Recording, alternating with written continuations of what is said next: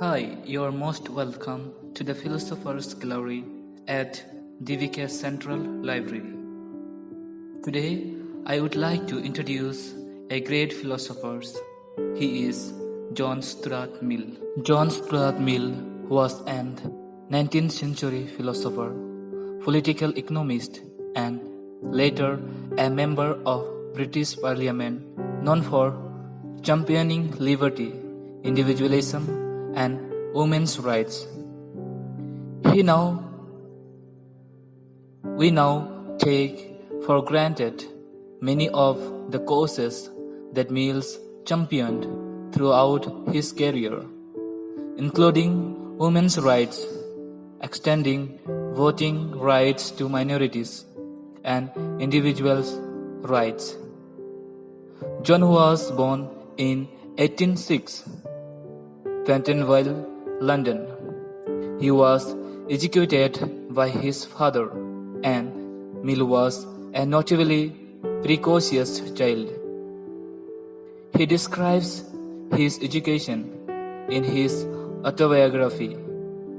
At the age of 3, he was taught Greek. At the age of 8, Mill began studying Latin. At the age 14, Mill stayed a year in France with the family of Sir Samuel Bentham, brother of Jeremy Bentham. The mountain scenery he saw led to a lifelong taste for mountain landscapes and friendly way of life of the French also left a deep impression on him. Mill had been engaged in a pen friendship with Auguste Comte, the founder of positivism and sociology, since Mill first contacted Comte in November 1841. Comte's sociology was more an early philosopher of science than we perhaps know it today, and the positive philosophy aided in Mill's broad rejection of Benthamism. In 1851, Mill married Harriet Taylor. After 21 years of intimate friendship, Taylor, who was married when they met, and their relationship was close but generally believed to be chaste during the years before her first husband died in 1849. The couple waited 2 years before marrying in 1851. Brilliant in her own right, Taylor was a significant influence on Mill's work and ideas during both friendship and marriage. Mill's On Liberty, 1859, addresses the nature and limits of the power that can be legitimately exercised by society over the individual. However, Mill is clear that his concern for liberty does not extend to all individuals and all societies. He states that despotism is a legitimate mode of government in dealing with barbarian. Mill believed that the struggle between liberty and authority is the most conspicuous features in the portions of history.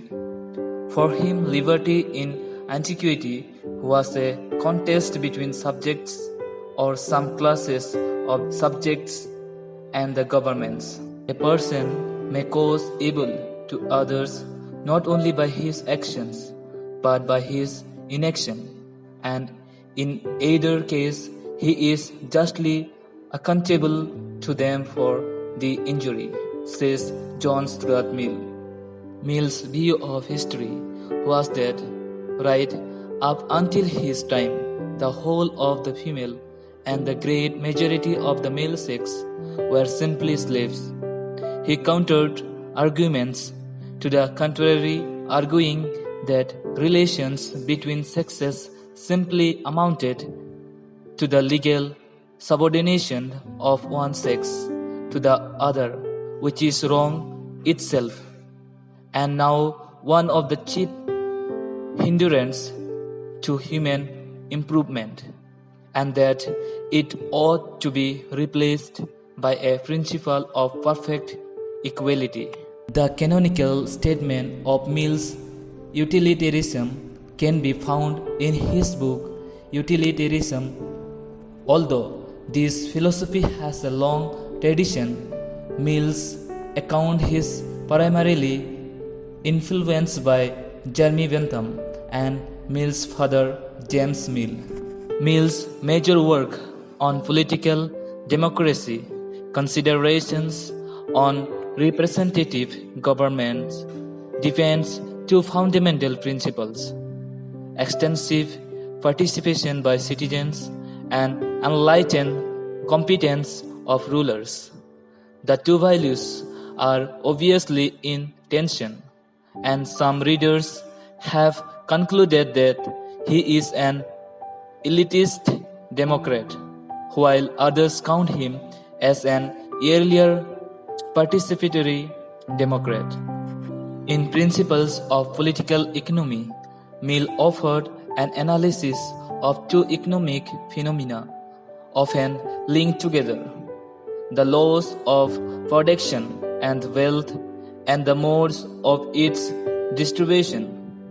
Regarding the former, he believed that it was not possible to alter the laws of production, the ultimate properties of matter and mind, only to employ these properties to bring about events we are interested. Mills demonstrate an early insight into the value of natural world, in which Mill recognized wealth beyond the material, and argued that the logical conclusion of ultimate growth was destruction of the environment and a reduced quality of life. He concludes that a stationary state could be preferable to unending economic growth. The great man was died on 7 May 1873. Thank you.